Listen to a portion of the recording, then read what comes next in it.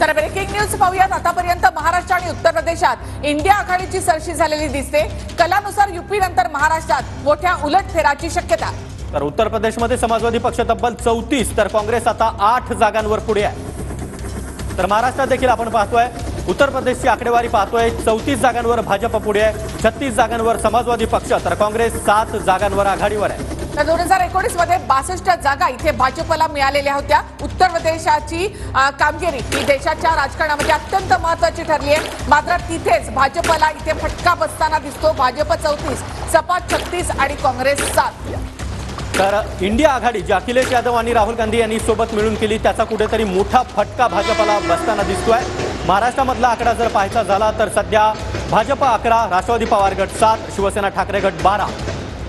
तर काँग्रेस 11, राष्ट्रवादी काँग्रेस 1, शिवसेना 5। तर महाराष्ट्रामधला आकडा जो आहे तो आता महायुती 16 वर गेलेली आहे।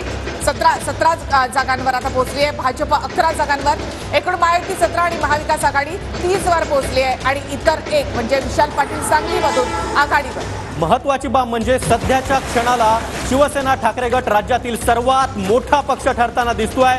12 जागांवर ठाकरे गट सध्या आघाडीवर आहे, तर भाजप 11 आणि काँग्रेस कुठेतरी बरोबरीत आहे। 11 जागांवर हे दोन्ही पक्ष सध्या आघाडीवर आहे। सर्वाधिक जागा जिंकून सुद्धा भाजपला या ठिकाणी मोठा फटका बसताना दिसतो। भाजपने इथे 28 जागा लढवल्यात, तिथे त्यांना 11 जागा मिळताना पाहायला मिळत आहेत। तर शिवसेना यांनी 15 जागा लढवल्या होत्या, त्यांना 5 जागा मिळत आहेत। राष्ट्रवादी काँग्रेसला 5 जागा मिळाल्या होत्या, त्यातली 1 जागा मिळताना त्यांना दिसत आहे। तर काँग्रेसला इथे 16 जागा लढवून 11 जागा मिळताना दिसत आहेत।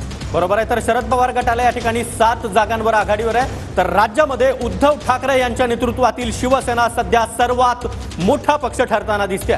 तर महायुती 17 आणि महाविकास आघाडी 30 जागांवर सध्या आघाडीवर। आकडे सातत्यानं या ठिकाणी बदलत आहेत। वरचाही आकडा पहा, एनडीए 287 आणि इंडिया आघाडी 235।